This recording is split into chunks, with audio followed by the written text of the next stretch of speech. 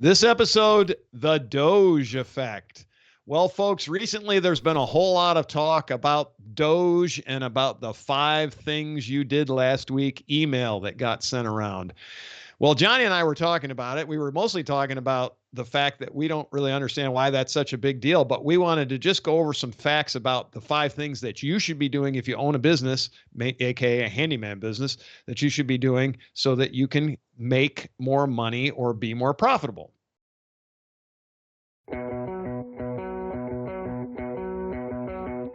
Welcome to the Handyman Pros Radio Show, home improvement and maintenance tips from the pros. Thanks for listening to another edition of the Handyman Pros Radio Show, where our goal is to help save you time, money, and aggravation on your home maintenance and repair. This edition is entitled The DOGE Effect. And to help me explain, it's my old DOGE buddy, Johnny. Johnny, what has been going on this week? What has been going on with you? You want my 5 things? Is that what yes, John, I do. What have you done this week? I already know. Screw you. I'm retired. So you've done nothing, which is fine because you're retired. There you go. Well, actually, Johnny has a goal every day to wake up it's kind of funny because I was writing some stuff down after we all got the memo on those kind of things, and I was like, hey man, I've been doing some outside stuff, which we're going to talk about in a different show, but I have been doing that. I've been working on the floor in the basement. I've been working on all kinds of things.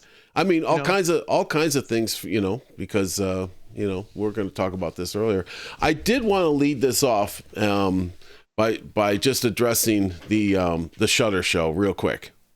Yes. And we got a response back from the individual who wrote to us, Tanner. Mr. Tan, that's right. And I would just say, hey, if you want to make those shutters, build those shutters yourself. I don't know if I made myself clear enough in that, but if you do board and batten shutters, you're a handyman guy. Board and batten's really easy. Go ahead and build them, and you're all set. Spring for the hardware, and you're done. You're good. So, having said that, still Larry, run the numbers. I'm going to tell you, still run the numbers on the materials and especially the hinges, because they can get quite pricey. But you can get the boards and stuff. That's really not exactly. That's not going to be the expensive part. So, having said that, Larry, I'm back to the DOGE conversation. All right. Before we get on with that, remember, please like and subscribe our channels, both on YouTube and on podcasts and all that stuff, wherever you're listening. We really appreciate it. It helps get the word out. All right, back to the DOGE thing, Johnny. Let's just start it off with, you got to have a list of things that you need to get done, right? And you got a bunch of different stuff to do. We all have that, right? It just sort of makes common sense to me. So I broke this down into a couple of different things, and we were talking about this, and we kind of agree with it. There's 3 things that come up. There's everyday tasks, there's goals, and there's growth tasks, or part of getting to your goals, right? So those are kind of the things that you need to have at least a basic idea of what those things are so that you can do whatever it is that you want to do. A lot of this is about what do you want to do with your life, with your business, with your stuff. Add in there, John. Is there things you want to add in there? Well, here's, when you brought this up and I started to think about it, I just immediately couched it in,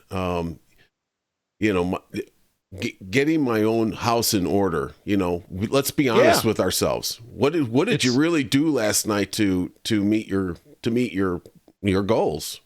Or whatever you want to do, or to meet your tasks. Because your there's that stuff that is every day, or I don't know, every day, but your house. There's things that happen to your house every single day that need attention at some point, right? So you have to vacuum, you have to do your laundry, you have to do these kinds of things, and there's all these maintenance items, and we have shows, and we're going to do more shows, but spring maintenance checklists are coming up and stuff like that, where the stuff has to get done. It's a task, right? And so you got a task to do. Is it a goal? Well, maybe. I mean, it's certainly, to me, it's a goal, because maintaining a house to me is the goal, right? So for me, maintenance is actually good maintenance is a goal, because I understand good maintenance leads to lower costs in the future.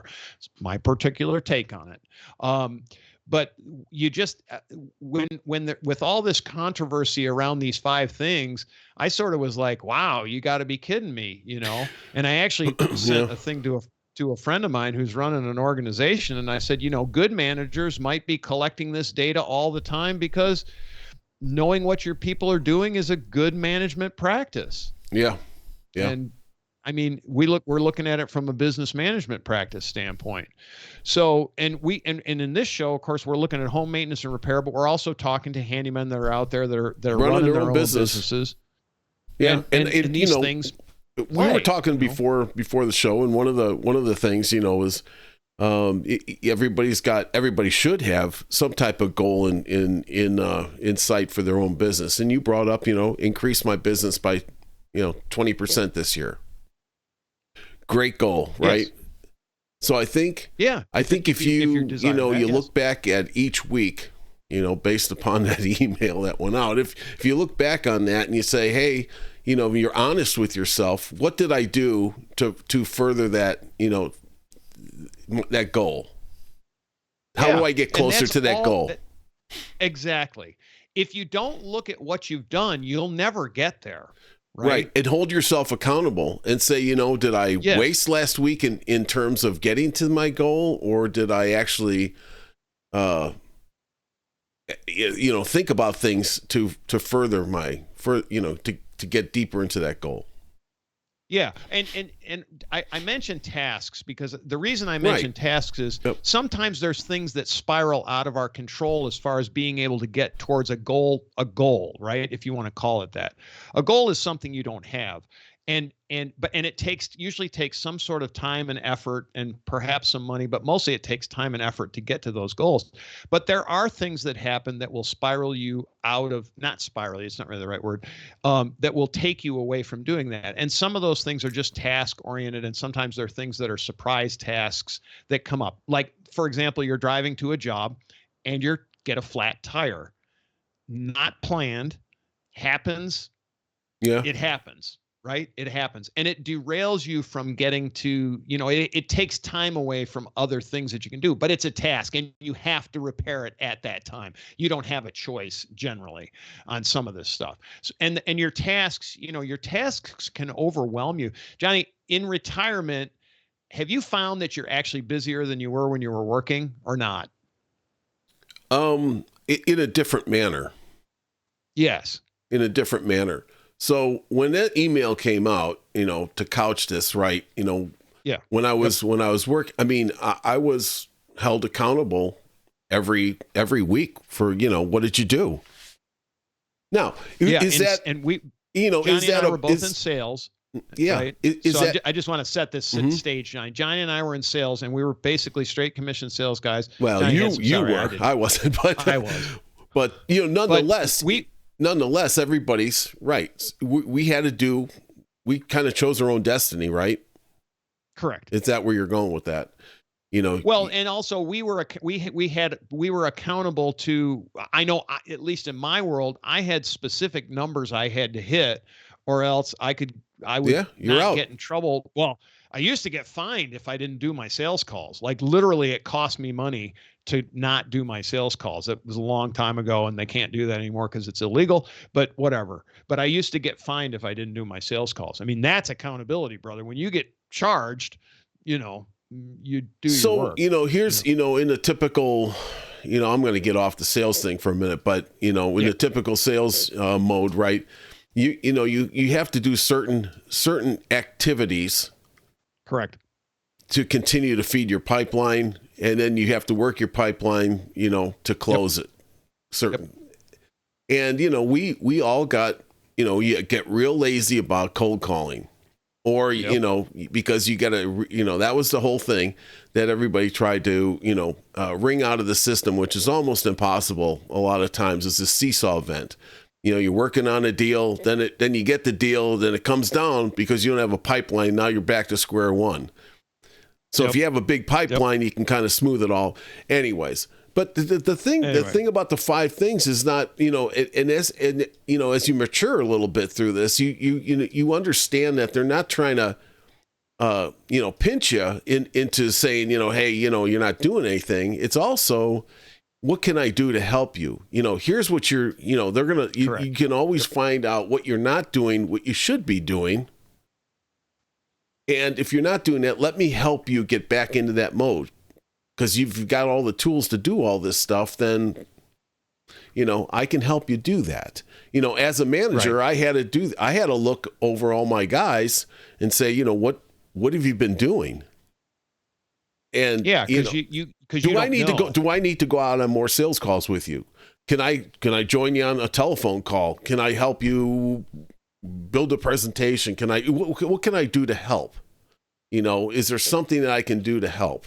And that was the kind of thing that I always looked at, hey, just jot it down. It wasn't hard. So it wasn't like, hey, we're looking for a reason to get rid of you. It was just, a little pulse check there of, help me help you kind of thing. Yeah, help me help you. Yeah, well, and all of that stuff plays. So, and a lot of that has to do with just staying focused, right? Because it's easy to get off on things that are exactly important, I guess, right? There's just stuff. Exactly, there's just stuff that happens. So at this point, and now you asked me about being retired. At this point, you get really absorbed with life. And and now you don't, you kind of lose focus on a few things that you'd really like to accomplish. And you're not doing them, and I'm guilty of it. I've just given up on accomplishments. And then there's that. Always shoot for mediocrity. You'll never be disappointed, Larry. So, so it's just kind of be your own boss. Well, you are your own boss as a most handymen are their own boss, right? Be your own boss. Act like it. Right. Challenge yourself. Get what did I do last week?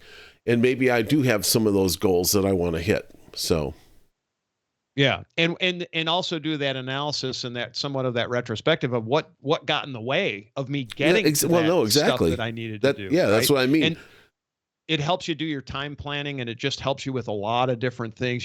Just using the handyman example, just for say you went out and you estimated a job at, I don't know, whatever, 10 hours, right? It's going to take you 10 hours to do the job, and it comes in at 15. So learn from that, because that 5 extra hours, ate up a portion of your week.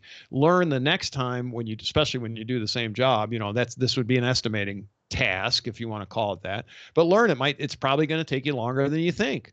Just as a general rule of thumb, and that stuff it's just all really important to know that to help you be productive, to be as productive as you need to be, So anyway, what else we got, Johnny? Is there any, we don't really need to go too much farther with this, do we?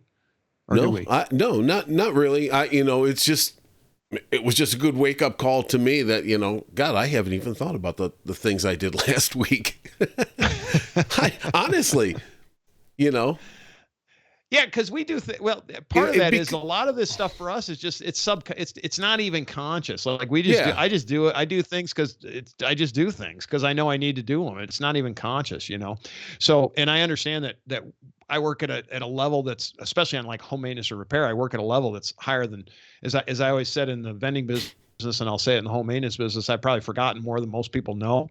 And it's not being arrogant. That's just like, you just do it this way. And it's like, well, why? And I'm like, oh yeah, you don't know.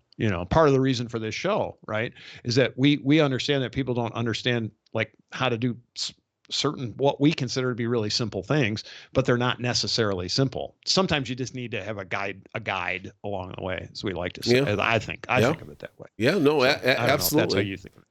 Absolutely. So I think folks, if if you're honest with yourself and challenge yourself a little bit, and you just go back and say, it's a good exercise. What were the 5 things I did last week? That really got to what I want to do, especially if you guys are owning your own business. Excuse me. So Johnny, I was wondering, do the aliens, do they have like that 5? No, I'm not. I'm just going to leave that one alone. All right, folks, with that, if you like what we put out here, please like and subscribe to our podcast, both on YouTube and on your favorite podcast player. If you have any ideas or anything you'd like for us, questions, comments, concerns, as I always say, questions at handymanprosradioshow.com. We do answer stuff too, by the way, folks. I mean, I know we talked about tan earlier. Yeah. If you've got a question, please send it out. If you got an idea for a show, if there's something you want to learn, let us know. We really, really like having content built from y'all. We build most of our content what we experience during the week. So, but we want to incorporate what you experienced during the week as well. So anyway, questions at handymanprosradioshow.com and we'll get back to you. All right. With that, Johnny, take us home, baby. All right, folks. Write down what you did last week. We will talk to you next week on the Handyman Pros Radio Show.